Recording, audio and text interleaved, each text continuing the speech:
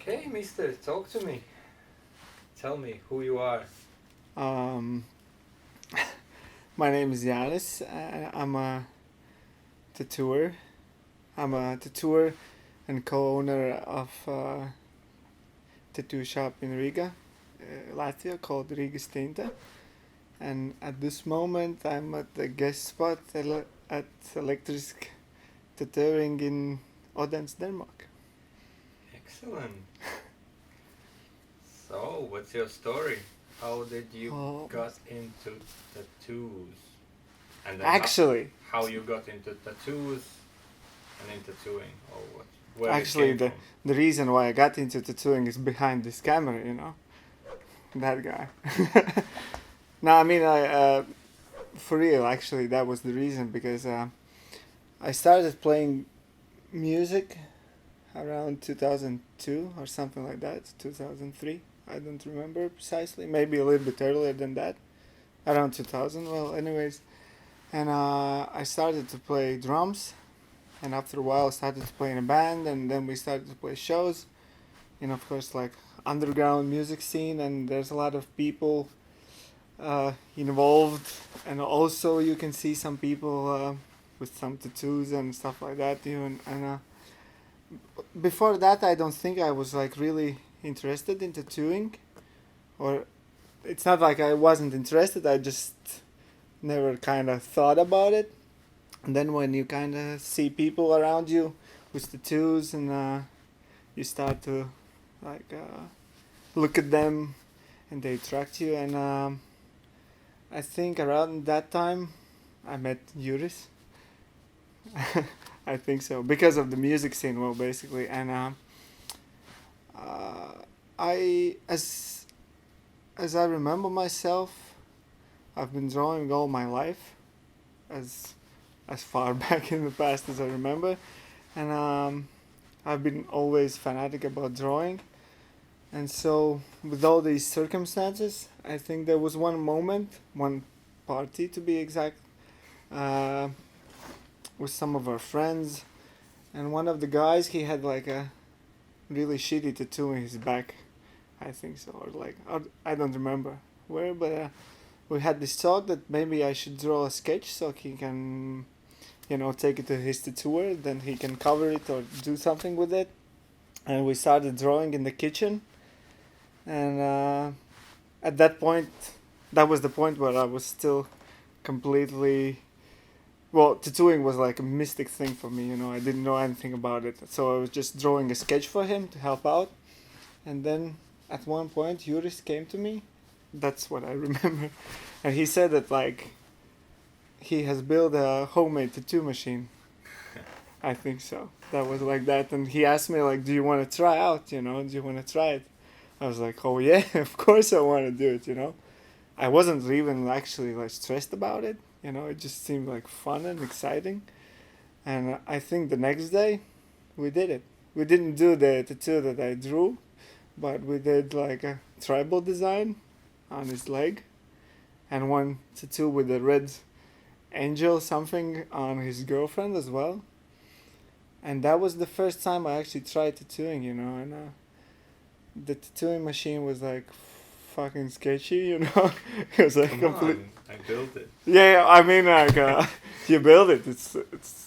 It would be impossible at that moment for me. But it was like jail stuff. And we used like regular pennings for the tattoos, just like the And a black, sewing needle. the sewing needle. It was. I think for the first one, it was like the guitar string. Yeah, I was sewing needle. Yeah. I Okay. tried guitar strings, but strings I couldn't manage them to go straight. So Oh yeah. Fuck. And I remember, yeah, I did the first one, and the guy's leg, and yours was like, well, this looks okay, because he had some tattoos, and he was the only person I know who was kind of familiar with tattooing.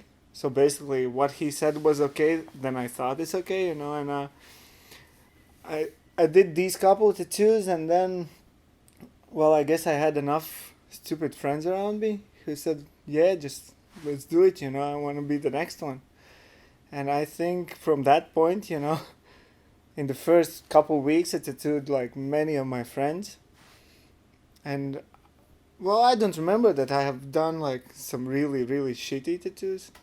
It was kind of okay, I think, some barcodes and like classical stuff like that, but still it wasn't like a disaster. Has anyone complained? No, I mean the guy who had the first tattoo, the tribal. I met him after like, well, I met him occasionally, but after like 4 or 5 years, I asked him, "Hey man, do you wanna, redo the tattoo?" And he's like, "No, I like it, like it is." He had no problems with it. I wanted to redo it, but it was kind of okay. And I think that's the thing that basically, if you know how to draw, then it's always gonna be easier to fix a tattoo that has a okay drawing but like really bad technique. So it's the vice versa would be like way more difficult to do fix. It's like if you have a really shitty drawing, then it's a shitty drawing. It's just a cover up on top of it. And I mean, yeah, and from that point I think you gave me the machine, or I was like often a guest at your place tattooing people. I Us think, yeah, tattooing us. yeah, and Then there was another machine, homemade machine. but that was after a couple months. My friend at my class, my classmate, he was also excited about tattooing. He was like this enthusiastic person, and he built his own tattoo machine as well to try it out on him. I think he did like a corn logo on his leg, and he made his homemade machine to do that, and the next day he brought me and I said, "Hey man, I did like this tattoo on me, and I made this machine. Do you want to try it?" And I said, "Yeah, sure." So we did the tattoo for him. I think it was like a weed leaf or something like that, and he gave me the machine as well, and that was like high tech stuff. It was like next level shit, and you could do like smooth shading with it and everything. And it was it was made basically out of Lego, some part of it, of course, and Very Danish thing. yeah, very Danish, and I tattooed with that machine for I think more than a year, and that was the point when I started tattooing people whom I don't know, and that was like the scary moment, when you kind of realize that it's going somewhere, when you're tattooing friends, and people you don't know, and they even want to give you money for that, it's like, wow, this is kind of Stepping up the game. yeah, stepping up the game, but scary and exciting at the moment, because when you do stupid shit with your friends, it's your friends, but it's I mean, I don't know. I must say we had a concept of changing needles. Yeah, yeah, there was a concept of that, we weren't like completely hopeless, yeah. And yeah, I think that's how it started, and I think it was around the first that gel machine, I got it I think around 2002 or 2003, and actually the first time I touched a real tattoo machine was around 2005 or something like. One of my friends, he was a vocalist in a really old classical hardcore band in Riga, and he wanted to start tattooing, but his hands were shaking too much, I think, or that was his excuse. I don't know.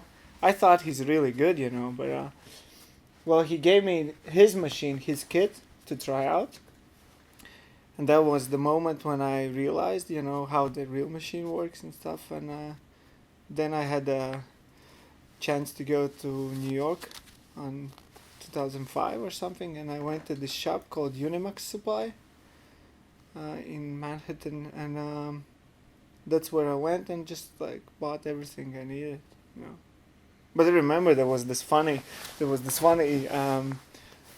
thing once, that I was tattooing with this homemade machine. I think even the first one, when I decided, okay, I have to buy the real one. So me and my friends, and I borrowed some money from my brother and some friends, and we went to this tattoo shop in Old Town. And we went there and we asked the lady, like, is it possible to buy or order a tattoo machine? And she was like, yeah, sure, no problem, you know. Do you want like a shader or liner? I was like, I don't know, you know, just give me something. And she asked me the money. I gave her the money, and she said she's gonna call me, you know, after a couple of weeks. And then after a couple of weeks, I got a message saying, okay, you can come and pick up your machine. And I'm like, wow, so excited. I called few of my friends, you know. I said to them, okay, let's, you know, make awesome tattoos tonight. You know, I'm gonna have this new tattoo machine so we can do a lot of cool tattoos and stuff. So we meet. I met up with these friends. You know, we're like 5 or 6 people going to the tattoo shop. It's like, oh, so excited getting the tattoo machine. And we went upstairs, and she's like, okay, so here's your tattoo machine. And she she basically gave me like the tattoo machine. You know, it was like a Mickey Sharp's Teledial, something like that, like super classical. So I get this box, like this small box, and I just open it, and I'm like, what the fuck I have to do with this one, you know? I just had this mystic idea in my head that, you know, I'm gonna get a machine that I can like instantly start tattooing, you know? But it was just It was just the real machine, you know?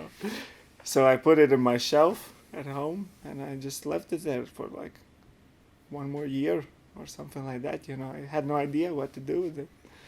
And that's it. When I get to the States, you know, that's when I bought everything else, you know. That's kind of... So, yeah, why there was no apprenticeship? Because it wasn't a thing then. I mean, the reason why I started tattooing, it's kind of hard to explain, you know. Nowadays, a lot of tattooers, a lot of new tattooers, they have this...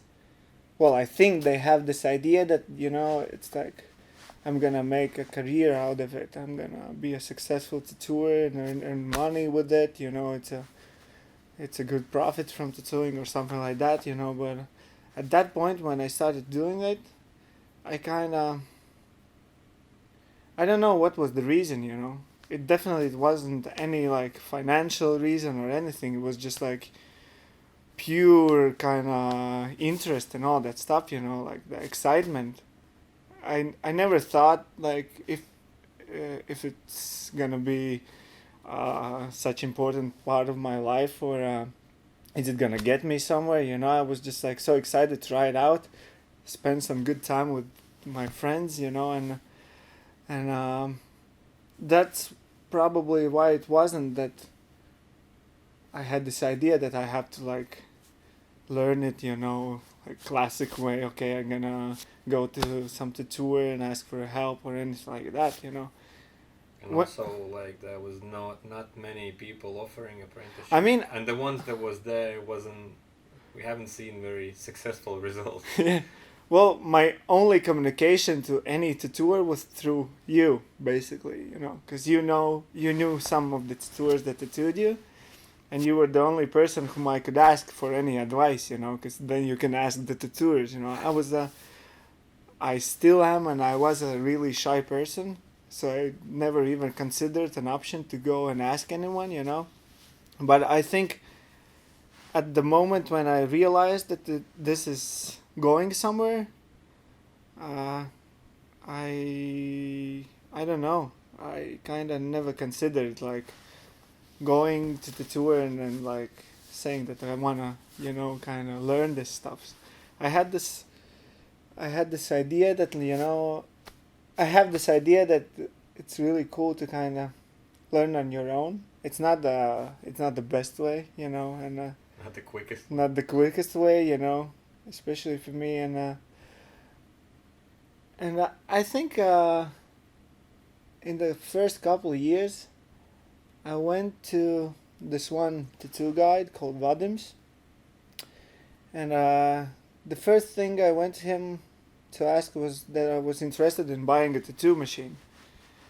And he gave me like some kind of machine, and he asked me like a lot of money for it. It's like, what the fuck? No, you're bullshit. It's bullshit, you know, you're shitting me. And I went away. Then I went to him to buy the tattooing a couple of times. And one of my friends, he got tattooed by him. And then I kind of through him I met him. We talked, and but that was my first contact with any professional tattooer. But at that point, I had this idea that a lot of the tattooers are assholes, and I was really scared of going, Even when I went there to buy tattooings, I was like super scared, because I thought that they're thinking that I'm like some stupid teen or something, And yeah, I learned it on my own, and Most of the people yeah. around that time, they self-taught that. Yeah, exactly, But I must admit that probably, well, I'm not sure that now, but a couple of years ago, it would be completely okay for me, to just spend a couple of years in apprenticeship, I still, I don't know how to make needles, Well, it's 21st century. Well, anyway, but I kind of have this romantic idea about tattooing, so I have this principle that I cannot call myself a tattooer until I know how to solder a needle, Is there anything you can recommend for people who are looking for apprenticeship and what to look for? Because there's a lot of ways where you can get bad apprenticeship. There's a lot of ways you can get no apprenticeship. I don't know. It's hard for me to tell, Your shop now have apprentice, and yeah, that's we have apprentice, But when we had this talk about apprenticeship with him, we said to him that, man, we don't know how it's gonna be, because we've never gone through an apprenticeship, none of us. Okay, one of the guys, he was living in Chicago for 3 years, and that's where he learned to tattoo. So he was the only one who kind of had some kind of apprenticeship, but still, and it wasn't like this hardcore 90s apprenticeship or anything like that. And when we got this new guy at our shop, we said to him that we have no idea how it's gonna work out. We have no idea how to kind of be really good teachers to you or anything like mentors. But we kind of. But you're the only shop who have official apprentice. You're the only shop who looked for apprentice. It's not just a guy, like a new guy who just started tattooing or something. It's like apprentice. Yeah, when we put the ad, we asked for. It wasn't like a job proposal, It was like we're searching for a person, who's gonna be part of our family, And well, I think that one of the most important things is to really understand why you want to do it, If you want to do it just for the money, I don't think it's gonna work out in a good way, Some people get lucky, some not, but for me personally, the ethics of the two cultures is really important, and I think you have to love the craft to do it. And if you just in this for a easy fast money, then I don't know. So what was the key elements you looked for in a person that was potentially the excitement, dedication, excitement. For example, we had several guys coming in for an interview, and what set this guy apart from all the others was the fact that he had this fire in his arms about tattooing, That basically you have these people coming in and they're, oh, how many days you want to see me at the shop, and how long I have to stay. He had none of these questions, He was like, okay, I'll quit my job and I can start tomorrow, All the other guys was like, well, I gonna, find a way how to be there as often as possible, but I'll see how it works out. But for a lot of the people who came to the interviews and wrote us, it was like, well, this might be this one thing that I'm gonna try out, and maybe I'm good at it, you know. Let's see if this hobby Let's turns yeah, into yeah, business. exactly, you know. And this guy, you know, it's all or nothing thing, you know. Basically, it's like I'm gonna do it, and I'm gonna put 100% myself in it, and that's it, you know. It's like at that moment, it seemed like it's his only goal at that point, and that's he's completely dedicated to it, and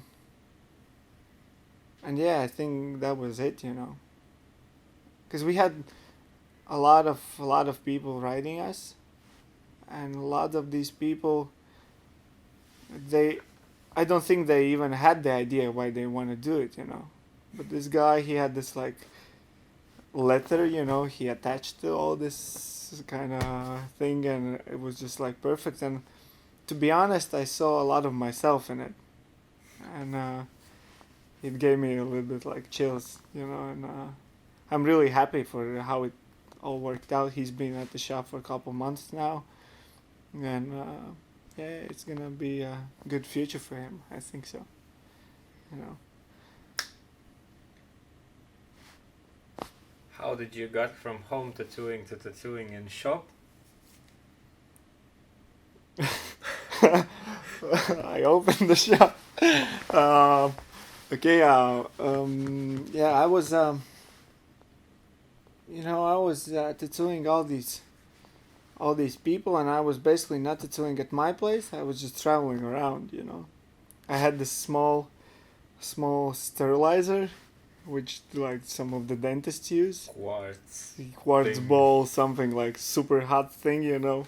I burned my fingers a lot of times, you know, but at least I had an idea about that, you know. And I was traveling around to different apartments, different people. Sometimes it was like you do the first tattoo at like 11 at completely the other part of the town, and then at the midday you go to a different part of the town. So it's traveling around, and I was just getting like I don't know, 15 euros or 10 euros for a tattoo, you know. And I was super excited. It's like, wow, you know, this is amazing. And then at one moment I got really tired of, you know, just rushing all around the town with all the tattoo equipment, you know, and every time asking the apartment owner for some supplies, you know, like towels and stuff like that, you know. So basically, then at one point I set up like a corner for myself in my room, and start tattooing people there. And then I moved to another apartment. I did the same thing, you know, and I was doing that for a couple of years, I think. I wouldn't suggest anyone to do it now, you know. It's not the right way, I think, you know, but as I said, like my tattooing and the professional tattooing was like two different worlds, you know. I had no communication with that, and even like it took me 2 years to realize that you can mix black color with water to make shading, you know. It's like, wow, this is magic, you know. You just told me about it, and I thought like, who the fuck would mix black color with black ink with water? You know, it's not black anymore. Then, you know? And yeah, and yeah, and I think I tattooed at my place for I don't know 4 years or something. You know, and then my best friend Edgar's, I known him since age of 7. He's like my second brother. Um, we basically, I think at one point he had this idea that, you know, maybe we should do something together, you know, and like maybe let's start a tattoo shop. But I was so scared about it, you know, because I was thinking about all these tattooers who were in the city tattooing like 15 or more years, and I thought like, who would actually care about me, you know, and maybe let's kind of get more experience and then do it, you know. And I think actually you could search for an exact day when it happened, but I think we went to a show of the band Prodigy, which is like the cold band in Latvia in the 90s, I think, There was no one who didn't like Prodigy, I think. And we went to the show, and we were really excited about it, It was like a childhood dream or something, And we had a really good time, and then we went home, and we actually lived pretty close, and then we had this idea that, fuck, it would be so cool, to kind of meet up in the next days or go to work together or something like that. That was the moment when we decided, okay, let's try to open a tattoo shop, And I think he quit his job next day, It was also like this all or nothing thing, And we just thought that maybe let's try, If we're success, we're success, If we want, then at least we've tried, And then we started searching for a spot, and basically how I got out of home tattooing was by opening my own shop. Not my own, but we opened the shop together, Cool story. Cool story. There's a lot of probably, a lot of details in that story that I'm missing out now, and how it all came to that, but still the first shop I worked was my shop, And so the first time I went to guest spot, that was the first experience of working in any other shop, Which was first? Guess. Electric. Yeah. Yeah. Oh, okay. Oh. Actually, Electric opened in the same year than we did. It was 2010. We had the first working day at our shop in August 10th of 2010. I got tattoo on August 9th. Yeah. We had the opening party at 8th of August on my 25th birthday. And then I tattooed you on 9th of August, and on 10th it was the first official working day of Rigas Tinte shop. Whee! Yeah. That was kind of... for the first couple of months I couldn't believe it, that we've done it, because we went through all this pile of papers. Well, basically Edgar's did the hardest job with all the paperwork and everything, I'm so grateful to be friend with him, because I could probably never do it, It would be a couple weeks and I would say fuck it, but he was the man and he did it from A to Z, and I just did everything he asked me to, and without him it would be impossible, yeah, it took us a couple months to actually start it. It's bureaucracy in Latvia is a really difficult thing, Tough stuff. It's a tough stuff, when you listen how people do it, for example here in Denmark or anywhere else in Western Europe, it's civilized world. Yeah, kind of. But somehow it worked. How would you describe your shop? What it was? Because in my opinion, it was if not first, then one of the first modern tattoo shops. Because there was a lot of this old time where people were scared to go in shops, or you have to that was the same for me, because I was really scared. I was really scared to go to the tattoo shops, because I thought it's full of not exactly bikers or anything, but with people who had this dodgy look at you or something, and that they basically angry when you enter the shop or something. I was really scared, even these times when I went there to buy a tattoo ink, it was super stressful for me. And after a while, of course, it was different, but when we kind of had this idea about opening a tattoo shop, of course it's a little bit silly to say, but I think there was some influence from the Miami Ink or LA Ink shows, because when you see that tattoo shops don't have to be these kind of really dark, scary places, Badass it's kind of shit. exactly, it's a place where people could actually hang out and spend good time together, and that's kind of what we wanted to do with the shop, to make it bright and positive, traditional in a way, because I think tattooing in Latvia and mostly in Eastern Europe, like also as well as like Estonia, these are the countries where tattooing started pretty late, I think. In modern tattooing started really late. I think it was like late 80s, early 90s. And basically, I think all the tattooing in Baltic states and Eastern Europe actually started from jail, I think. That was, mostly. I think it was either military, some sailors, or jail.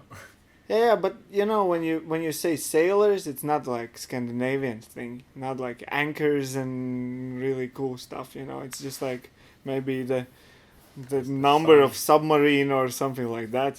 Some city names or some ports or something like that. But which was basically military tattoos.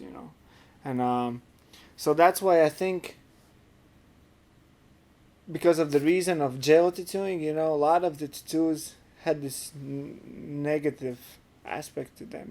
It was like demons ripping skin, and there was also a lot of these meanings, because there was old timers. If you get tattoo, like what's the meaning behind? Yeah, exactly. You didn't actually realize that you can have a tattoo without any of this kind of really scary meaning. It's like you can do a flower just because it was beautiful, not thinking about what it's gonna mean in the jail. And I think that was the same with the tattoo shops. Because a lot of the tattoo shops, they had this kind of Giger influence. Like a lot of black color, black walls. Like dark music, which is cool. But anyway, for a lot of the people, it was really scary to go to a tattoo shop. I love that place. Yeah. I mean, but I can talk like about the scary aspect of tattooing, which I kind of miss probably a little bit, but that's a different story, But the thing was that a lot of people, they were scared of going to tattoo shops because of the badass attitude and like all this visual effect of the tattoo shops. And I think we were one of the first ones who actually wanted to make it like a friendly environment, and of course we had a lot of influence from like traditional American tattoo shops. Even the name at first, it's like Rigas Tinte Tattoo Parlor, which was basically for a place where people can hang out, and we wanted, it to have a lot of frames and the pictures and really cool kind of vintage vibe or something like that, and I kind of think we succeeded in that, but I don't know. I'm not a subjective view in that, But I kind of think people enjoyed it, and a lot of people were like, wow, this is cool, this is not scary, and this is good music and friendly environment for a lot of people, and I think that I think it went well. It went really well, yeah, I think. When tattooing improved for you, because in the beginning I know that there was no YouTube videos on how to set up machine and stuff. Yeah, that's also a crazy thing that, as I said, like, I needed 2 years to realize that you can mix black color with water, for shading, And once again, as I said, I was like really shy going to tours and asking for any advice. There was no YouTube, as crazy as it seems now probably for a lot of people, and I was like from one tattoo to another, I was trying to learn, different things. You got a teacher, dude, who told you some stuff. Yeah, I had a teacher, but it was already like a couple of years into tattooing when I started really tattooing. There's a funny story about this teaching thing, but I mean, I'm actually, I must say that I'm grateful that I had to learn it the hard way, For example, first couple of years I didn't knew what a stencil paper is, Every tattoo I did, I had to do it by with freehand, there's a guy coming in and asking for like a tribal star on his elbow. You do it by freehand, you know. I did first couple of years every Good that you knew how to draw. yeah, exactly, you know, but like first couple of years was complete freehand, and then I got the stencil paper. I would use it to the point when you cannot even copy anything anymore, you know. I would do like 100 tattoos from just one stencil paper, you know. Applying it with deodorant. Yeah, exactly, you know. I was like, I went to like a store, not like a pharmacy store, grocery store, whatever, you know. And I would have like a small stencil, and I would try different deodorants, you know, which transfers it better, you know. And then I would buy a lot of them, you know, and I'm grateful that I had to learn it that way, you know, because nowadays when I see a lot of new tattooers saying that fuck, this is so difficult, this stencil thing doesn't work good, you know, I cannot copy this. All I need is this new machine. And Yeah, it's like, oh fuck, I hate this like stencil machine or anything like that. I'm like, fuck, man.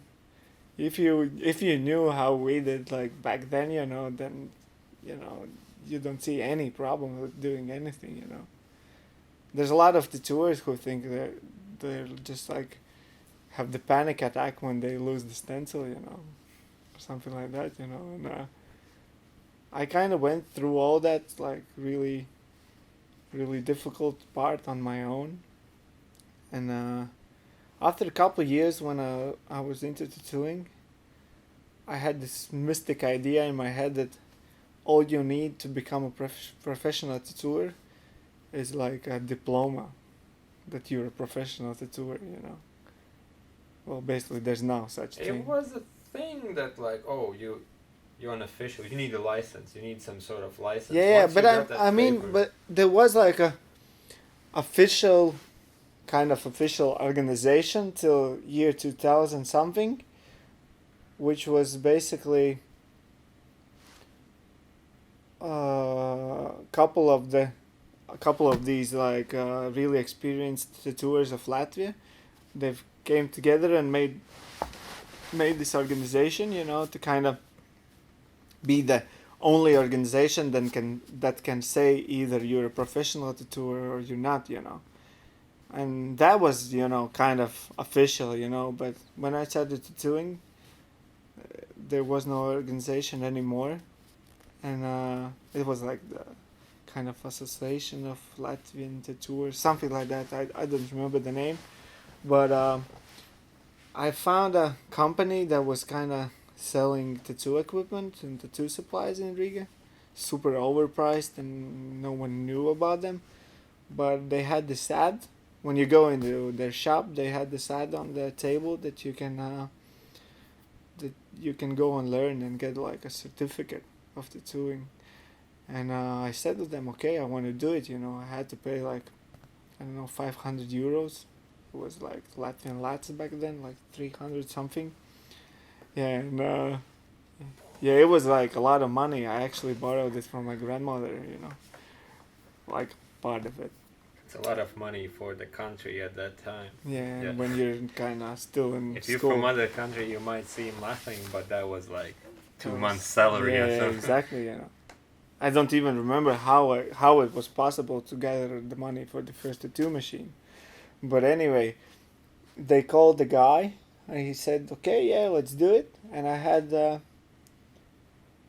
like 10 appointments with him, like a half a day, which was like 5 or 6 hours.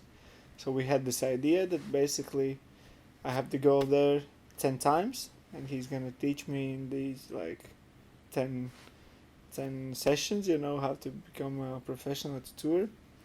But the thing was a little bit different with me because I had already some experience with tattooing. So it wasn't like I didn't know how to do it. I just wanted to get a little more experience on how to color tattoos and some, you know, details of to make sure that you know yeah, what you know is alright. Exactly, yeah. So basically, me and Edgar's, my friend, we went there for the first time. I met this guy. He was like super big biker guy. You know, he was working in Riga, couple years before that, but then he said that like he got tired of the big city and he moved out to his own, like his city where he was living before that, which is like 50-60 kilometers from Riga. And we went here. We went there, and he was tattooing at his apartment. And so basically, I was tattooing Edgar's to show him what I know. To have to for him to have a look at my technique and all that. And I started tattooing Edgar's, and he was like, "Well, yeah, you're okay. You're not that bad. You're doing everything all right. Just change that. Some ideas, some suggestions.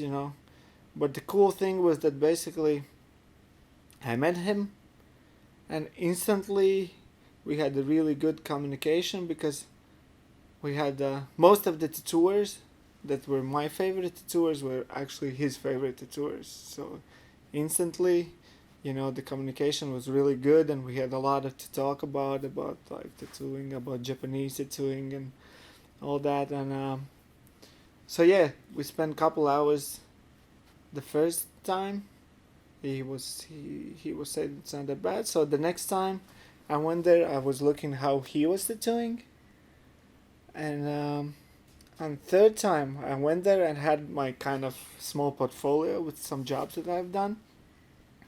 So I basically gave him the portfolio, and he's like, "Well, okay, we finished our apprenticeship, or I don't know how you can call it. Like the teaching is over basically." And the next times I just went there and we just talked for several hours, and he made a tattoo for me, and after these 10 sessions he gave me a certificate, which was like a shitty paper, completely like it was on a small yellow paper with like photocopied Black Panther on it, something like that. It was something signed with like pencil, completely nothing official or anything. I think it's at some corner at my place, probably laying down there. But still, I had this awesome experience that finally I had to talk with like a real tattooer. He was one of the most painful tattooers I know, anyway. But he would tattoo people and basically spend 80% of all his earnings on bike parts. Good hobby. Yeah, and I'm thankful to him, because he was a positive guy, and I learned some really important things, and that are really important for me now, and yeah, it was a good experience. Great. Maybe. Yeah, well, cool story, bro. What do you tattoo? What's your favorite stuff to do, and why? And what do you? To be honest, What do you like? To be honest, I think now I like all the things that I hated when I started tattooing. Like, really simple traditional tattooing was the thing that I hated when I started tattooing. For me, it was like, why are you doing tattoos so simple? Why are you not doing like They them? look like child's drawing. Yeah, exactly. That's what I thought. It's like so simple. It's so easy. Anyone can do it. I was so awfully wrong.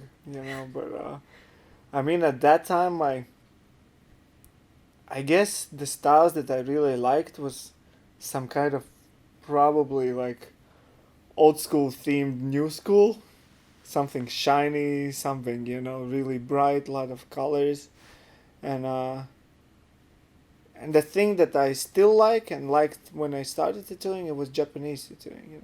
Back then I liked it really detailed and complicated, also like new schoolish a little bit. But in all these years I've came to a conclusion that that you know for me the definition of tattooing is like old school, traditional, and Japanese. That's probably a reason why it's still around. Yeah, it's like good music. people were listening to good music in 50s, 60s, 70s, and they still are, and they're gonna be listening to it after 40, 50 years, you know. And the thing that like I like a lot about traditional tattooing, that you have these rules, you know, like everyone's kind of doing the same thing, but they're putting their own twist to it. It's like blues music, you know, when you have this kind of laws in the blues music, and everyone is playing the same, but everyone is doing it differently, you know. And I think that's so cool, that you kind of take something that has been here all these years, and still you do it, and you put your own twist in it, you know.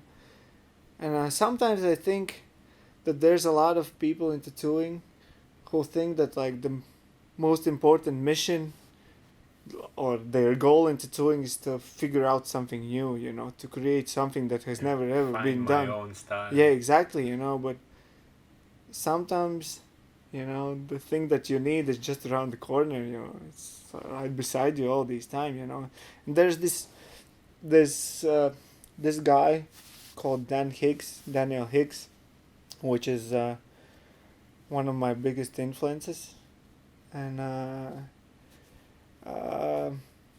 he said that this idea that, you know, that you don't have to kind of try to create a reel again, you know. You just have to take this thing that has been there all these years. You have to take it, you have to cherish it, and hopefully pass it to the next generation, so it continues and continues, you know. And I think that's for me a really important part in tattooing, you know, to still kind of have some traditions in it, you know.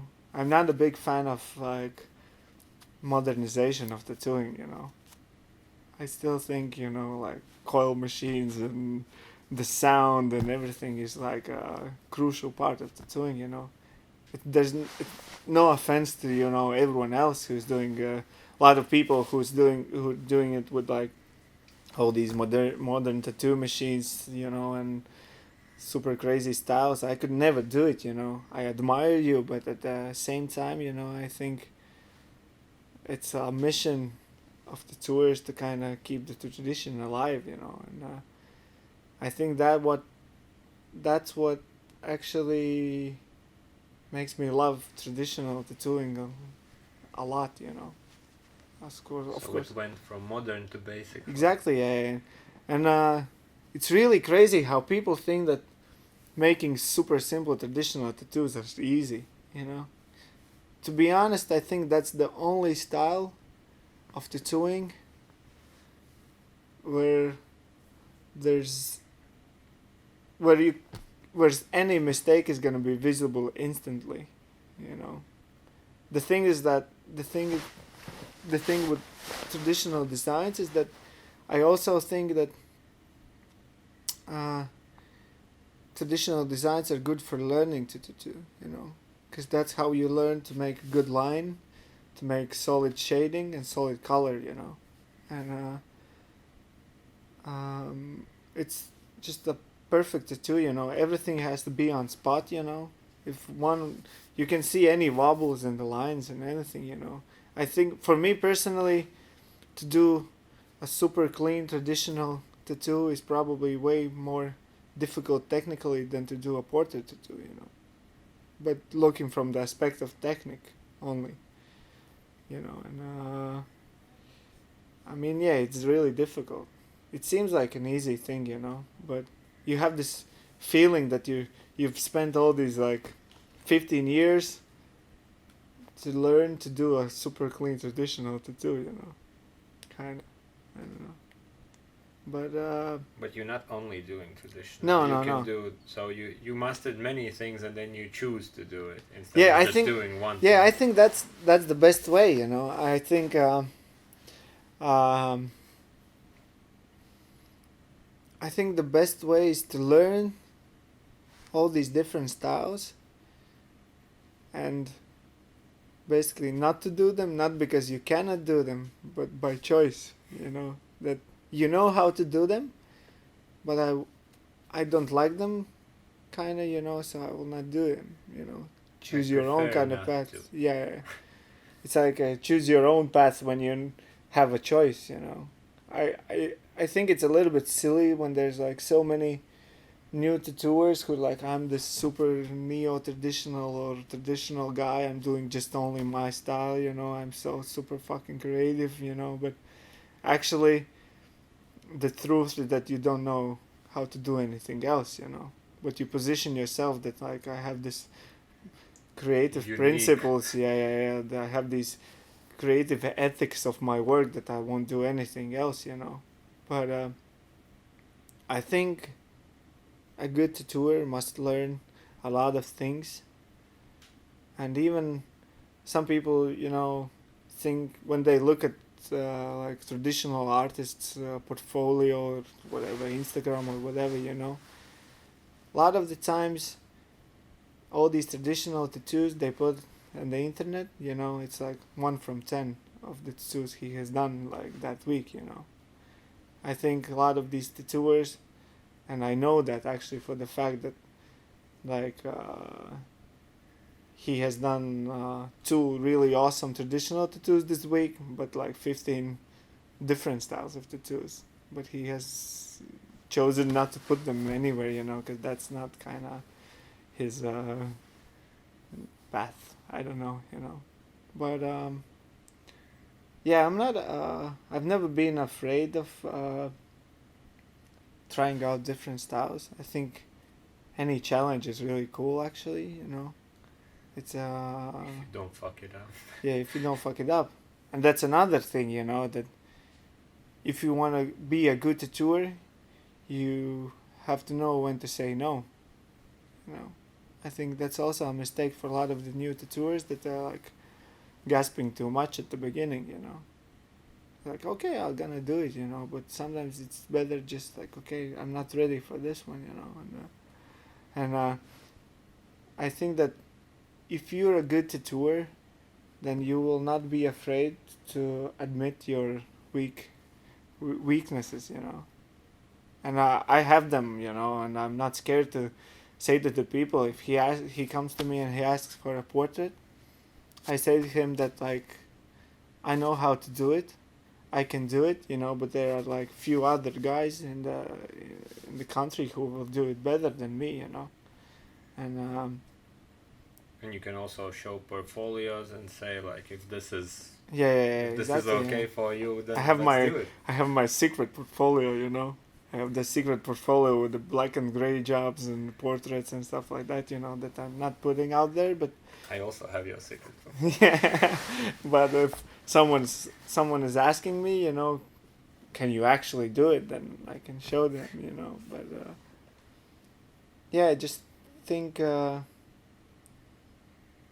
think it's it's cool, yeah, to kind of learn different things, you know. It's the same in music, you know. And, Music is also a big part of your life. yeah, I'm kind of I talk about the music a lot because actually, um, well, I got into tattooing because of the music. I could say actually, music started a couple of years before tattooing for me, you know, and And it's still there. it's still there. And I don't know, maybe it sounds weird or what, but sometimes I can imagine my life without tattooing, but I cannot imagine my life without music. I, you know, music has always been there from when I was really small. You know, thanks to my dad. You know, and I'm a huge music fanatic, and as well as my brother, we play together. You know, and I think I think I need both of these things, music and tattooing, to really love the other thing. You know, kind of to have it in good proportions. You know, have to go on a tour to kind of feel the need to tattoo, you know, and I have to tattoo a lot to feel a need to go on a tour and play at practice or anything like that, you know. But um, I'm really grateful that I have this chance to do these two things in my life, which I love, and I don't even like to call tattooing my job, because it's not only my job, it's a thing that I love, and well, sometimes people, when you say job, it has this negative aspect, kind of. For me, it's a different way, and I'm really grateful for that. Tell us about your shop and tattooing, what it is now, what it was, and what's your future visions, where it came from, what it is, past, present, and future of tattooing, and what it's like to be part of the one of the one of the oldest new shops. All this new shop. Yeah, it's been 7 years already. It seems so crazy. 7 years. Fuck. I mean, the moment when me and Edgar's, when we decided to start a tattoo shop, well, as I said, I think he did like the hardest job, of opening it. I was there, to kind of give my insight of some of the like creative aspects of the tattoo shop, and things He that actually opened it. yeah, well, basically, yeah, I must say it, and that's so cool, because he was there to do all the crazy things that you cannot do to tattooers, to kind of let tattooers do, because we can fuck it up in a couple weeks, and we had this idea, of opening the shop, but we realized that we're not gonna be able to do it alone, just financially, I mean, if I work there alone, it's not possible to pay the rent and everything, because even though I had the clientele at home, I still didn't know how it's gonna work out, you know. But luckily, couple months before that, like half a year or something like that, I get to know this guy Artyom's, who's known by the nickname of Agat, and he has his own shop, and but he's a really good artist, and he actually found me, and he wanted to get a tattoo from me, and and that's how we met, and I was tattooing him a couple of times, and then when we thought that we have to find another tattooer to work at our shop, I instantly suggested Artyom's, because he was a really good artist, and he had his own clientele, and he was like really professional, and he was tattooing at home, but I thought that he's on a different level than me, and I also thought that I could learn a lot from him, and He was also working abroad in the shops, but tattooing at home. yeah, exactly, home. he had like experience of working in a real tattoo shop, and I said to Edgar's, maybe let's try him, and Edgar's didn't know him, so we met up, and we had this idea, and in the end it worked out that like we opened like three of us, we opened the tattoo shop together, that was it. At the day one, it was three of us. There was one girl supposed to be working with us as well, but she was like on off, like on tattooing, and she had a kid at that moment, and well, basically, I think she worked at our shop just like couple of days in first year or something, so she wasn't really there. But anyways, it was three of us, and of course it's really different from what you have in mind, from what it is actually when you open it, I think like visually it looked better than I expected, kind of. It was like, wow, this looks like a really cool shop, and I probably think that from the point of like financial managing and all that, it was also completely different than Edgar's imagined it, and but it wasn't like disappointing or anything like that, it was just like completely different, when we decided to open it, we had the different ideas what's gonna be the important parts of managing the shop, running the shop, But when we actually started running it, it was completely different thing that was more important. And but yeah, I think we started just three of us, and it started off really really good because the difference was that both me and Artyom's we had our own clientele already. It wasn't like we opened a tattoo shop and we just waited for the walk-ins to come in. We already had appointments for a week on or something like that. So that was like a comforting thing when opening a shop, when you know that it's not gonna be like a failure instantly. We didn't know how it's gonna go after like 2 months or 3 months. After half year, maybe you have to close down. But what it's gonna be, it's gonna be. And then, well, I think for me personally, it went off like way way better than I actually imagined, both from the aspect of clientele and turnaround in the shop and financially as well. And I think it was also a lot of because of the attitude we had, of this kind of friendly attitude. I think that was one of the things that kind of set us apart from different shops, from other shops, that we kind of welcomed people there.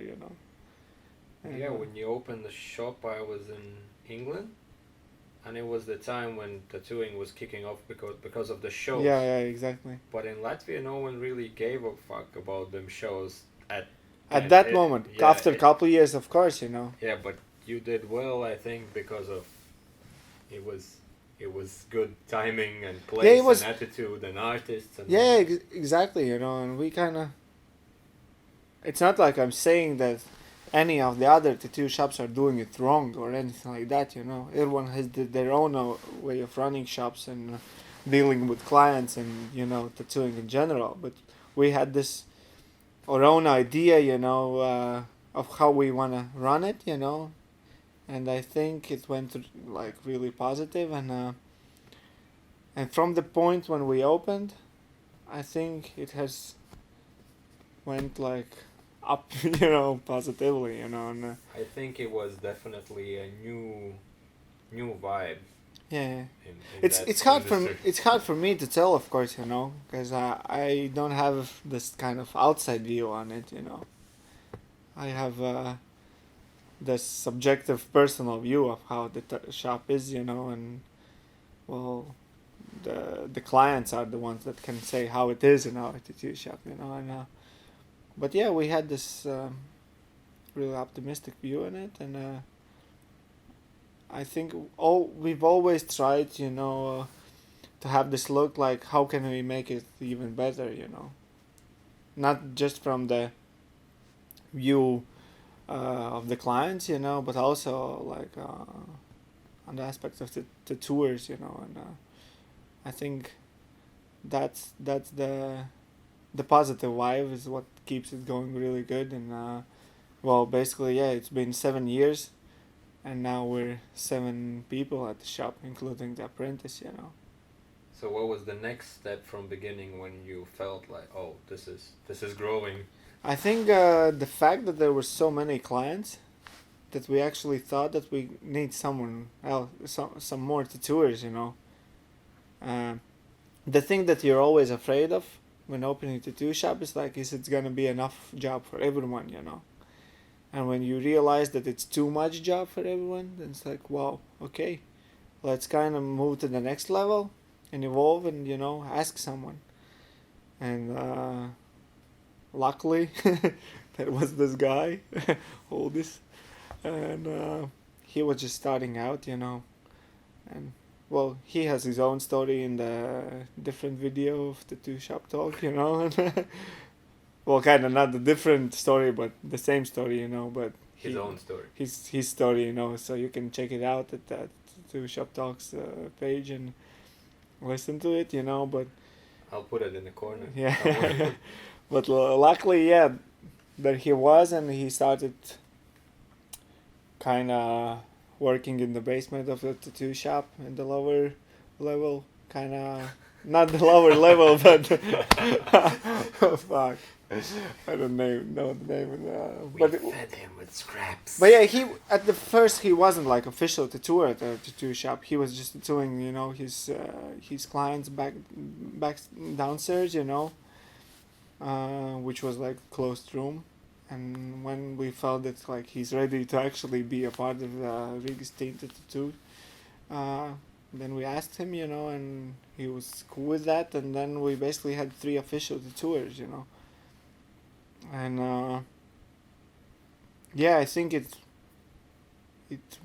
went off really fast for him, and we tried to help him. Hopefully, it was so, and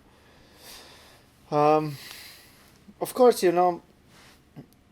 every shop birthday you have, you have this look back, you're looking back and thinking, what we did back then and how are we doing now, and you're always thinking about, what can we do to make it even more better, and well, yeah, we've grown to a shop, one of the biggest shops in Latvia, I think, probably. You grew so big that you had to move. Yeah, exactly, and I think that was like the biggest move, biggest thing we did with our tattoo shop, that we moved to a new place 1.5 years ago, that we actually realized that we're so busy that we have to move to a different location. Couple years before that, Artyom's, it's not like he quit, but he decided that he wants his own thing, he was completely okay with us, and we he chose his own path, and he opened his own really good tattoo shop called Home of Tattoos, and I think he did good, he's a really, really good artist, and we're good friends, it wasn't like a bad communication Drama. or some drama or anything like that, That's the thing we're trying to keep out of the shop, and now he's running his own shop, and it's all good, and when he went away, luckily Kasper showed up, the guy who was working in Chicago for 3 years, he came by the shop and he said, well, I'm moving back, I want to maybe, have some spot here, tattoo a couple days a week or something, and we were like, yeah, sure, because his portfolio was good, he had a good style and good technique, and he started working couple days a week at our shop, to the moment when we started working full time, and then Janis, who was working at Hammersmith Tattoo in London, he moved back to Riga, to Latvia. Well, to Latvia. He moved back, and he started working at our shop, and then we were already like 5 people, 5 people in a shop where there's just like three workstations, and then like With Jans, you also brought in like officially a new style. yeah, that's the thing, that's we're also really grateful for Giannis for actually becoming a part of us, because he's doing a lot of tattoos that none of us feel comfortable doing, It's like he's doing like realistic tattoos, like black and gray, and he's good at like a lot of styles, but that's his thing, That's his Crazy detail stuff. crazy details and realistic tattoos, and a lot of people are really psyched about it, and he has a lot of job to do, and it was a good thing for us, and I think it also took the shop to some other level, when you kind of have a chance, to book in people who want like realistic stuff, and honestly, like when someone comes in and asks me like, hey, can you do this realistic tattoo? I said, hey man, you have to go to other Janis, you know, because I think he will do it better, you know. I'm wrong, Janis. Yeah, I'm the wrong Janis. And I think that's also a positive thing, that none of us is afraid of suggesting other people, you know, and that's a cool thing. And then it was starting to feel a little bit complicated, you know, when some of the guys have to figure out the schedule, you know, when someone's off, when someone's can come in, you know, and kind of changing and moving to different workstations, you know, and that's when we started to look for a new place. And luckily, after a year or something, you know, we finally found it because of the help of several people, and we found a really cool place. And but it was pretty hectic because we found the place. We went there on Monday or Tuesday, and the guy said, like, if you like it, then you have to start paying on Monday. You know, it's like it's not like, okay, just think about it, you know, and we'll see. If you like it, that's it, you know, you'll take it, and you have to move, you know, in after like 4 days, you know. So we basically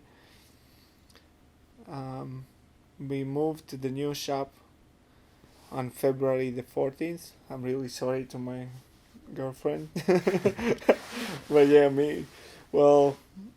it was really crazy because a lot of the guys had their own plans already, you know, and at the end it came out that basically almost only me and Edgar's were the ones who like spent all the Sunday moving all the stuff to the shop. And it was really crazy because basically all of us, we worked like full week. Then on Saturday we started packing things, all of us, oldies and everyone was starting to pack their workstations and everything. And then on Sunday we had to move into the new place. On Monday we had to start working in the new place because we had all these bookings and appointments and everything. You know, it wasn't like possible to just, okay, let's, you know, Let's take a break. let's take a couple weeks off, you know, and do all this stuff. So I remember the first Monday was like, fuck, you know, what's in this box, you know. And I think, yeah, you know, it was empty walls at the beginning and everything, you know, but it felt so good to move in the new place, you know. And it was so open and wide, and it was really cool. And I think all the guys love it, you know. Everyone chose his own corner. And yeah, it's really nice that none of the guys had to change and switch over, you know, and everyone could work together, you know. And at the end, at the old shop, me and Odis, we were working in the same room, which was almost like So touching backs, you know, and stuff. The clients laying down could, you know, shake hands and stuff like that, you know. And yeah, it felt really refreshing to move to a new place. And then we also realized that we have a spot for another artist, you know, for one more artist. And then when we asked Emils to join our team, and he was happy to do it. And yeah, I'm really thankful for the chance to, you know, be a part of such a awesome collective, you know. Sometimes it's just thinking like, it's a fucking dream team. yeah, and that's the thing, that I'm sometimes just like have this blank look and thinking that like, wow, this is pretty amazing, you know, that all these people have come together, and I couldn't imagine a better situation to be working at, you know. And now apprentice. And now apprentice, which is working out really good, you know, because when we started looking for apprentice, instantly we understood that we don't want just a good tattooer, you know. We want a really cool person, you know, to be at the shop, which is even maybe more important thing to that, you know. That we don't want a guy who can do like really cool tattoos, but we don't have anything common with, you know. So the thing that we were really looking at is like, does he feel right, you know, for the place? And I think it is like that, you know. And hopefully he also think that. His name is Daniels, and I think in the coming years he has a good future, and I think it's important that he understands like this opportunity, and already I think we've welcomed him into our family, and yeah, it's really cool having him around. And what would be the future vision? Oh, Most optimistic future vision what you would like to see for I don't know. I mean, for you? personally, um, um, I think I'm a little bit afraid of being in a shop that is too big. Kind of, I don't want to be in a shop with like 10 tattooers. It's not like I'm afraid of having less work or sharing some clients or anything like that. I just mean that it's really cool to keep it kind of smaller. Intimate. Intimate, yeah, exactly. To keep it intimate, to have this cool relationship with all the people, to not have this feeling that you're coming to a factory or anything like that. That you still have the circle of interest between all the people. That it's not too wide to spread too much. And I think at this moment, like 7 people that we're in the shop. For me, it's like a perfect size of the shop, and it's hard to tell, what would be the next move. There's probably some financial aspects, and property aspects or anything like that, like maybe buying a shop's place, not renting it or anything like that, but that's a pretty distant future, and I don't wanna talk about it, and because I think Edgar's has also his idea about like the involvement of the tattoo shop, and I'm sure we would be on the same page, Okay. You're comfortable now. Kinda, yeah, but What about travels, going to places, also what it gives you and what's the benefits of guest spots like you are here now? actually, one more thing that I wanted to say about the tattoo shop. Why I really like working in with that number of people, in the same shop. That even though I'm tattooing already like I don't know 14, 15 years, I'm still learning every day by looking at other artists, and that's the thing that I want to say to a lot of new tattooers and already experienced tattooers, that never kind of never be afraid to admit that it's really cool still to learn, and it doesn't matter you're tattooing like 15, 20 years, there's still gonna be a lot of things that you can learn from other people, even if he's tattooing 3 times shorter period than you, still he's gonna have his own idea about different things, that you can take the best things out, and that's a cool thing, that all the guys at our tattoo shop, I can go to any of them, and I could instantly just like look at some things and learn some things, and it's a super creative vibe, and that's one of the best things. And I think if there's too many people, then you kind of lose that intimacy of learning, kind of, sharing something, Okay, what was your question? That was the same thing about like if you go into like guest spots, 'cause, Yeah. there's different customers, different artists, different attitudes. So like, do you?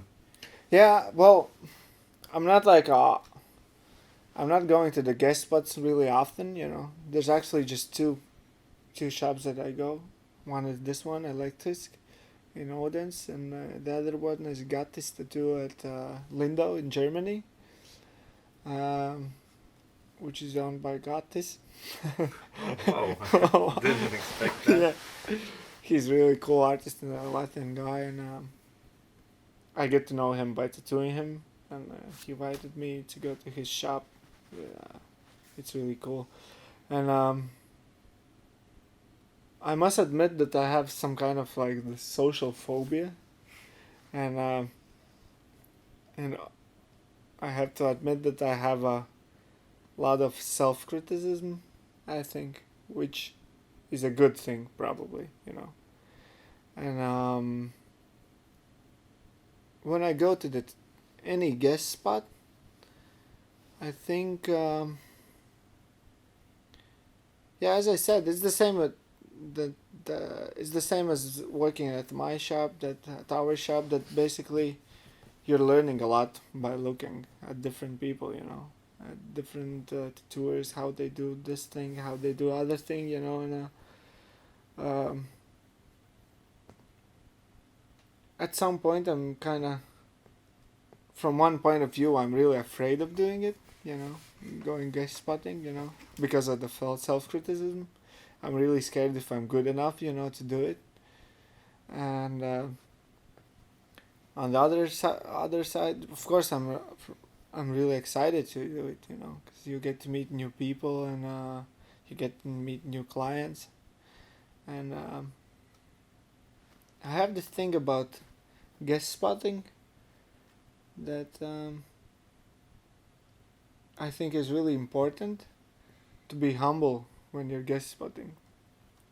Like, to put aside your ego, because basically you have been given an opportunity, and I think it's really stupid to kind of go to that place and, and just like put out your ego and being an asshole, Well, there's different places, different shops, different guest spots, Yeah. so I think it varies from place to place. It varies from place to place, but it shouldn't vary where you can be a dick and where you're not dick, Well, some people just kind like to be schlonged. yeah, maybe, but anyway, that's the thing for me, that when I go guest spotting, I never question the people who kind of have given me the opportunity to go there, and I'm thankful for a chance, and I'm doing the best that I can, to help out the people, and to do the best I can. I also understand that it's a little bit, not a little bit, but it's incorrect of me to spend a lot of time away from my shop that I'm co-running, That you're responsible for. Yeah, exactly, because I think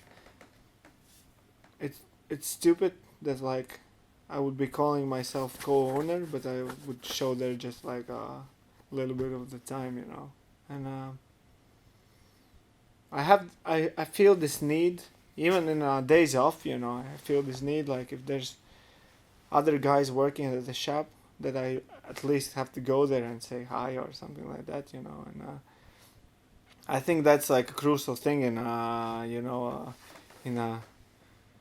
in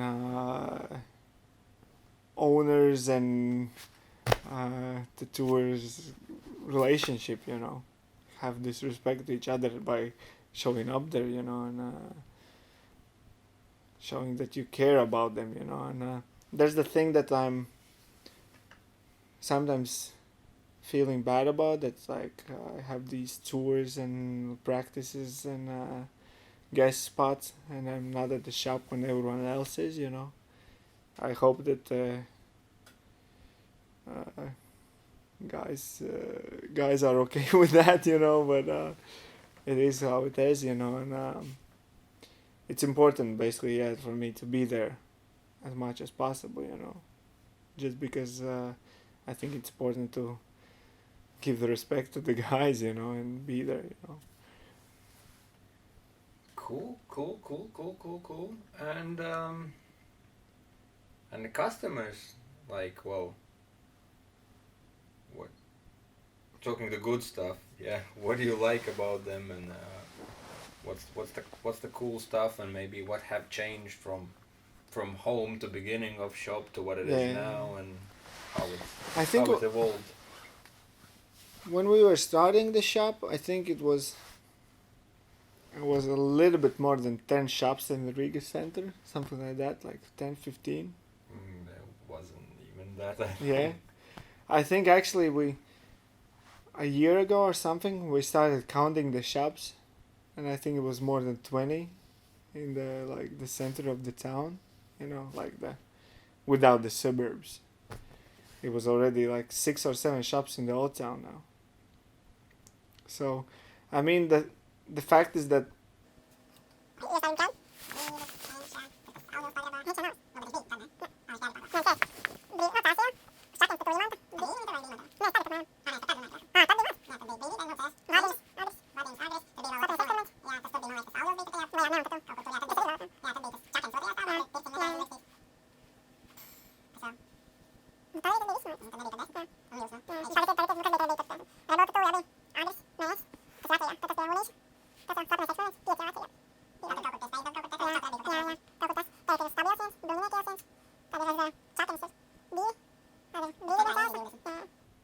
well, anyway, the point is that in the last 5 years, tattooing has gone to like some kind of extreme popularity because of the shows, TV shows. I think we had a lot of clients coming in the shop. Hey guys, have you seen the tattoo show, Miami Ink, and all that stuff?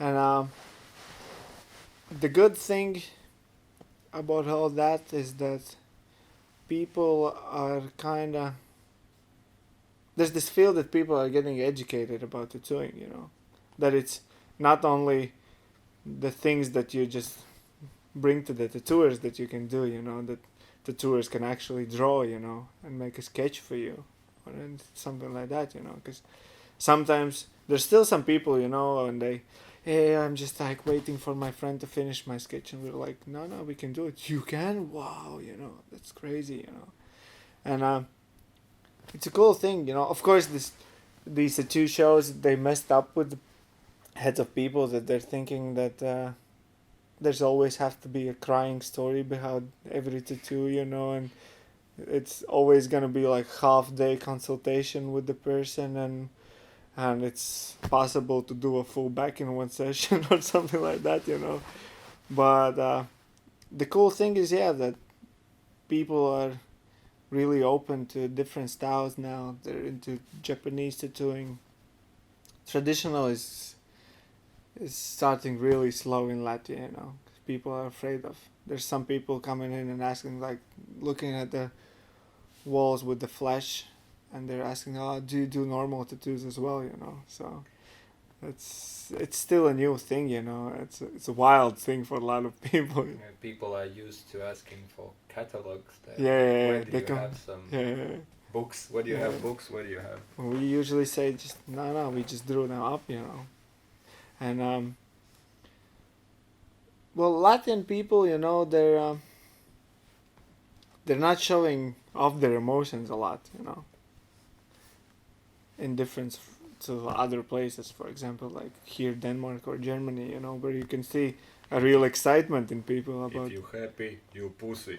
yeah, something like that, You do a really great job on someone. He goes to the mirror. He's like, okay, thank you, And then you're thinking, did I do something wrong, or no, It's not like, oh, wow, amazing, yeah, something like that, And actually, that was one of the missions, and I think it's still like goal for us as a tattoo shop to educate the people about what tattooing is about, the different styles and the traditions of some styles of tattooing, and kind of a couple of years ago, some years ago, you have this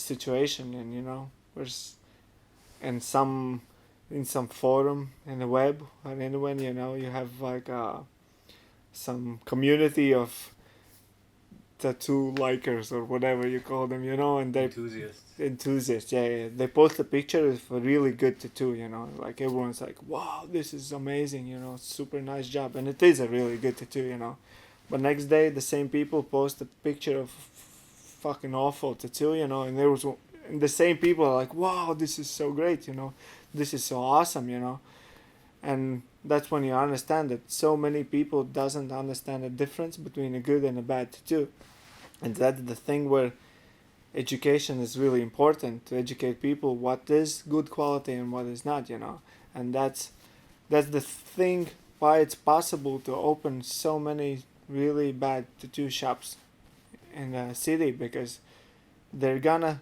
have a job to do until the point when people understand what is good tattoo and what is bad tattoo, and I think it has to go a full circle, when in the end there should be only like the good quality stuff left. It was on some program. The dude said that now it's kind of reaching that peak. It's not in Latvia, probably. Yeah. It's reaching the peak where everyone has tattoos, or many people have tattoos, and now it's starting to get to that point where it matters what you have. It's not just the fact that you have tattoo, exactly, you are badass. It needs to be good. Yeah, Latvia still has to go to that, point. It's gonna be a couple years more, and There's always market for other exactly, things.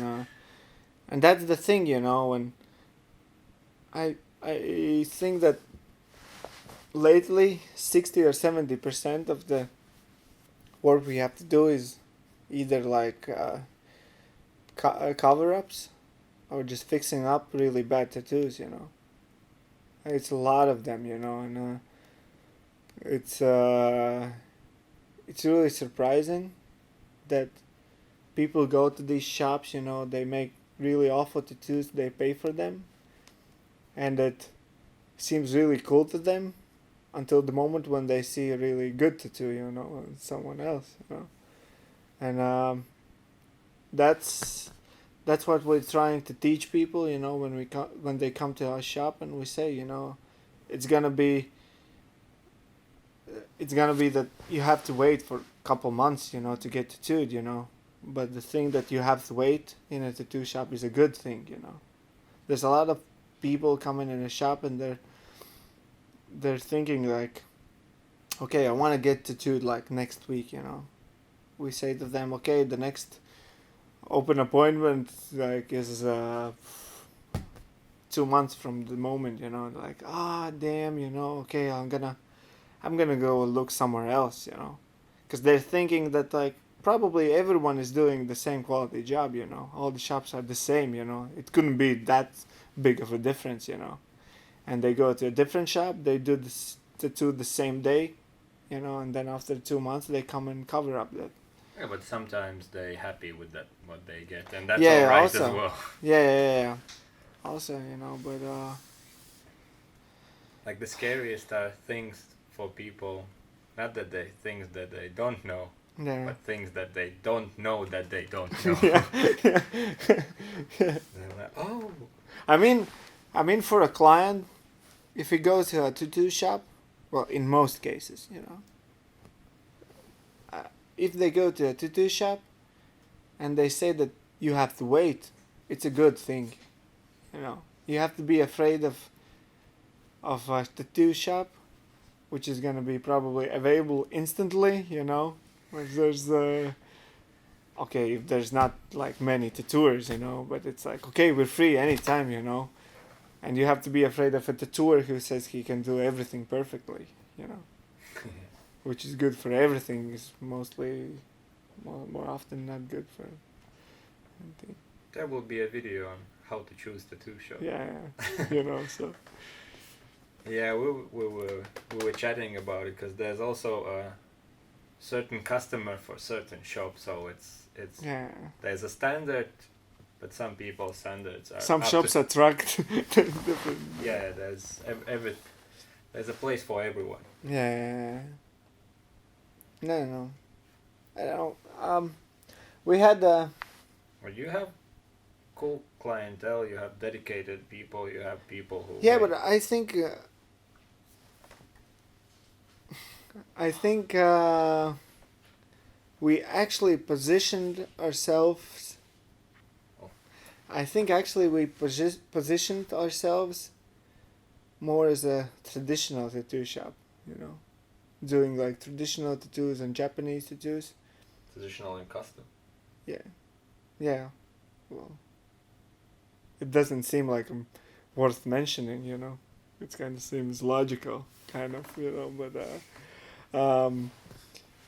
I mean, there was no other shop, I think, in Latvia that had like this kind of um, kind of position of a style of a shop. I don't know how to call it, but we had this vision that we're gonna position ourselves as a traditional tattoo shop with a specialty in like traditional tattooing in Japanese, and it's slowly getting there. But still, we cannot deny that there's like Janis who's doing like good realistic stuff, and it would be That would be the custom part. yeah, it wouldn't be polite of us, to kind of.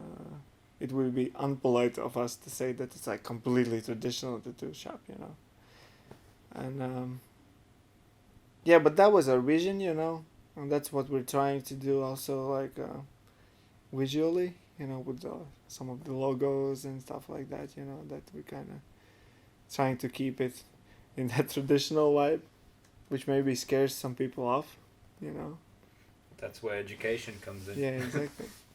I think so. Like Latvia is not like I don't know, like Scandinavia, where traditional sailor tattoos is a common thing, or like England or anything like that. You have to tell people that this is good stuff. Soviet times are over. Yeah, exactly. It's not you. You don't have to necessarily do a biomechanic tattoo or something like that to be a badass. I don't know. But as I told in the beginning, there's an aspect of tattoo shop, the scary aspect of tattoo shop, which seems pretty cool to me, in a way, that basically, I think, in the beginning, a lot of people started to get tattooed because they wanted to kind of feel a bit rebellious or antisocial in a way, And nowadays, I think it has completely turned around that a lot of people wants to get tattooed to be social, kind of. I think so. To be a part of a certain, community, sometimes based on some kind of really fake ideals, kind of. I don't know. And that's where this rebellious part kicks in for me, that sometimes I wish, we could just put like scary traditional old school skulls on the t-shirts that would kind of maybe scare even people more than just like welcome there, kind of that's kind of, I don't know, like a scary romantic thing about tattooing for me. So inner punk rock. Maybe, yeah, maybe going against the flow or something like that, I just think that there's a lot of tattooers who has experienced like 80s and 90s tattooing, like for example the tattooers in the States, when it was still illegal till like 2000 something, in some of the states. A lot of them are saying that like the worst thing that has happened to tattooing is the legalization of tattooing, Of course, that's like, as a co-owner of the tattoo shop, it would be stupid, to say that like it's so bad that tattooing is so popular, It would be.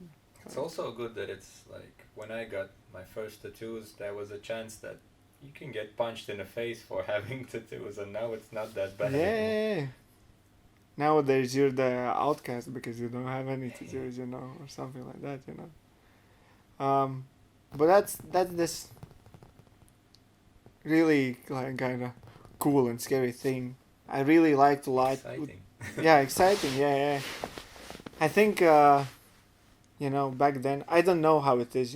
I cannot talk about like that time, because I wasn't there. It would be like stupid for me, to talk about it. But I have this idea in my mind that probably you were kind of excited and scared of going in a tattoo shop, which is kind of also kind of romantic in a way. Now it's just like walking in a fucking Yeah, grocery this is. store, yeah, whatever. On every corner, you just go get it and go, and Don't even go in the shop now. You send a Facebook message. yeah, also, But on the other hand, as I said, it's good for business. You know, I don't want to be this guy telling like the same with the music. Like no, I don't need anyone listening. I just play for myself. That's bullshit in most cases. Why do you play shows and stuff like that? And with tattooing, it's kind of the same. But there's the thing that you know that some part of me likes the rebellious part of tattooing, the scary part of tattooing, And when I have the opportunity to do some tattoos that I like, it's probably gonna be a thing that would scare a lot of people off, Like death with the boobs and stuff like that, Yeah, exactly. I think a couple of weeks ago we talked about the first tattoo you would do if you would have a completely like open-minded client saying do whatever you want. I think I said death with boobs and green like you have. Yeah. I don't know why, but just like, and that's the rebellious part kicking in, because you want a tattoo to be a badass. A lot of the people did the tattoos because they wanted badass. And sometimes people ask, why do so many people, why has skulls been always so popular? Because it's like probably one of the most badass tattoos you can get, just like fucking skull on you, and that's it. Skull and a tribal coming on your neck. Yeah, It's the most badass thing. Oh, I've done a lot of them. Well, not a lot of them, but Of them. yeah, and also that's an interesting thing that kind of I'm seeing now that I at some point when there was so many tattooers tattooing all these like skin rips and biomechanics and stuff like that. I'm not saying it's bad, but it was like at some point it was like the top thing to do. The most rebellious thing you can do as a tattooer would be tattooing like really crazy traditional tattoo or something like that, When everyone's doing tribals, you're doing like crazy panther heads or whatever, And you shouldn't be shocked if people don't understand you then. yeah, and the thing now is that I'm seeing that there's a lot of tattooers that are starting to do tribals again. Because of the point when like tattooing crazy traditional tattoos has come to the level, not in Latvia of course, but in a lot of places, when traditional tattooing, which was known for being like really freaky, now has come to a point when it's completely acceptable and normal. Hipster stuff. Yeah, and now tattooers are kind of maybe unconsciously trying to find different ways of rebelling against the tattooing community, kind of, and starting doing tribals, which is complete opposite, Or maybe just you like the word made a full circle. Yeah, exactly. Yeah, it's like the circle thing, And I don't know. I haven't done any tribal lately, but I would do it probably, And when you opened the shop, you were talking people out of tribal. Yeah, I exactly. think you were not doing that. Or you? And yeah, maybe that's also a thing that when we positioned ourselves as a traditional tattoo shop, it was maybe also kind of part that like we're not gonna be like the other shops, We're gonna find our own way, and do it our own way, Kind of this is our thing, We're gonna do it like this, and maybe that was kind of, I hope, made us kind of special, What would be a thing that you would kind of recommend or or say to the people in this industry, or planning get into industry, or planning to be around the industry? Yeah. Um, I mean, I've been in this industry for almost 15 years, and only in the last years I kind of have this feeling that I can call myself a tattooer, a proper tattooer, you know. Maybe because I kind of have some principles about being a tattooer, you know, and about being in the industry. Actually, interesting thing is like Edgar's, you know, he's the co-owner of Rigas Tinte shop. He's not a tattooer, and and that's like a thing that probably in a lot of places is kind of considered unacceptable to run a shop when you're not a tattooer yourself. It can cause a lot of problems between the owner and the worker kind of situation, you know. But um, I even I've I've never even considered that as a obstacle or anything like that, you know. And I'm really excited to see, you know, how fast, you know, he has learned a lot of the insights of tattooing, you know, not only from the view of like managing the shop, but from the view of the tour, you know. And I will always be really, really thankful to him for that, you know, to have a chance to be in all this thing with him, you know. And I think the most important thing in tattooing for me, and what I seek the most in other tattooers, is that for me, if you're a technically perfect tattooer, but if you're an asshole, you're never gonna be a good tattooer for me, you know. I would always rather get a really, really shitty tattoo from an awesome guy, and I will always consider it as a really good tattoo because of the person who did it, you know. And I think there's always this aspect that you have to keep in mind, you know. And the thing that I just want to tell to like a lot of tattooers, you know, just be humble, be thankful, and just treat the people the way you want to be treated. Excellent. So, yeah. Yeah. Tattoos are not only about art and mad skill. Yeah, It's about experiences as well. exactly. Yeah. And that's when you think about it. Um, the tattooing, the craft of tattooing, it's a thing like it's a really special thing, you know, because you leave something on someone for the rest of his life, you know. And I don't think there should be any negativity involved, you know. It's a thing that's gonna be remembered for the rest of his life, you know, the client's life. So, yeah, treat them well. Cool. Okay. Be respectful, fuckers. Cool. Thank you.